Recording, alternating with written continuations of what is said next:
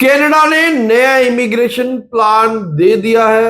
उस immigration plan में काफी चेंजेस किए हैं और स्पेशली चेंजेस किए हैं स्टूडेंट वीजा को लेके। और प्लस एक गुड न्यूज भी है सबके लिए, वो मैं आपको इसी वीडियो में बताऊंगा। हेलो एवरीवन, मैं कपिल भाटिया बेल्जोवर्सिस से। बेल्जोवर्सिस से आप हमारे कोई भी क्वेश्चन पूछ सकते हैं, नीचे कमेंट करके हम हर कमेंट का आपको रिप्लाई करते हैं। तो कनाडा ने जो नया इमिग्रेशन प्लान दिया है उसमें एक गुड न्यूज भी है जो मैं आपसे लास्ट में शेयर करूंगा, लेकिन पहले बताता हूं कि उसमें पीआर में कोई चेंजेस नहीं की गई, ऑलमोस्ट वही रखा गया है। कनाडा ने अब अपना प्लान सीधा सीधा कर दिया कि जो उनकी टोटल पॉपुलेशन है उनका 1% होना चाहिए एवरी ईयर पीआर के लिए। मतलब 1%, 4 करोड़ के करीब उनकी पॉपुलेशन है, तो 4 लाख वो पीआर करना चाहते हैं। उन्होंने अपनी फिगर रखी है 380, तो वो 380 ही रखी हुई है।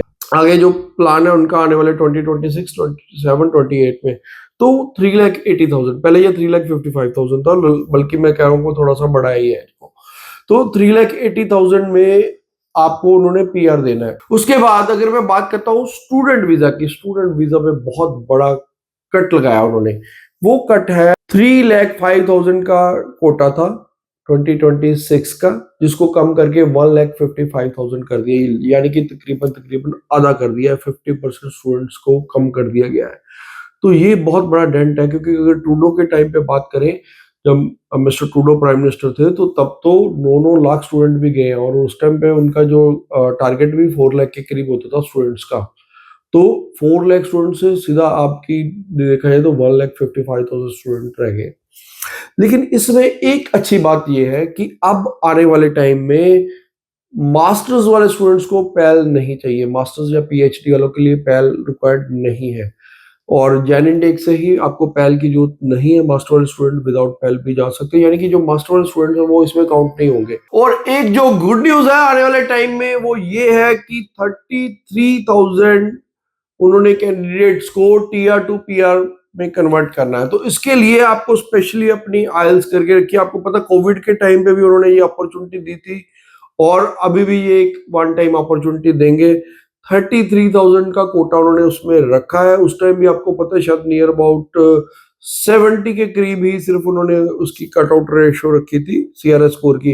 तो इसमें भी अब ये नहीं पता कि ये 30 जो टीआर टू पीआर प्रोग्राम है कब ये अनाउंस करेंगे, लेकिन मैं आपको ये जरूर कहूंगा कि आप अपनी आइल्स करके रखिए, अपनी स्किल असेसमेंट वेस्ट वगैरह जो भी करवाना है वो करवा के रखिए, ताकि जब भी ये खुलता है, पिछली बार जब ये कोविड के टाइम पे टीआर टू पीआर प्रोग्राम आया था, तो तब बच्चे इमीडिएटली आइल्स करने के लिए भागे थे। उस टाइम आइल्स का स्लॉट ही नहीं मिल रहा था, तो कोई बच्चों को इस कारण भी वो मिस हो गया था।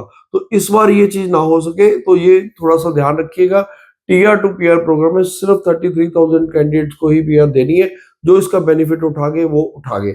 और प्लस इन्होंने 1,15,000 अलग से भी रखा है, उसका भी वो जो असाइलम सीकर्स है, शायद उनका अगर अप्रूव होता तो उनको भी वो सीधा पीआर दे देंगे, क्योंकि इन्होंने टीआर को कम करना है। इसीलिए आप पता है कि student visa, visitor visa, work permit, इनको वो कम प्रेफरेंस दे रहे हैं। ये मार्क करने की खुद की जो प्राइम मिनिस्टर है उनकी खुद की ये स्टेटमेंट भी है कि हम सिर्फ 1% टोटल पॉपुलेशन का पीआर देंगे, और 5% से कम करेंगे टीआरवी को, यानी कि टेम्परेरी रेजिडेंट वीजा, जिसमें स्टूडेंट वीजा, वर्क परमिट और ये सारे सारे आते हैं। चाहे स्टूडेंट है, चाहे वर्क है, चाहे आपका टूरिस्ट या विजिटर वीजा है। तो इसलिए फिर भी अगर आपका कोई क्वेश्चन है, डाउट है, क्वेरी है, तो आप हमें नीचे कमेंट कर सकते हैं। इसी तरह की अपडेट्स के लिए आप काइंडली हमारे इस चैनल को भी सब्सक्राइब करके रखें।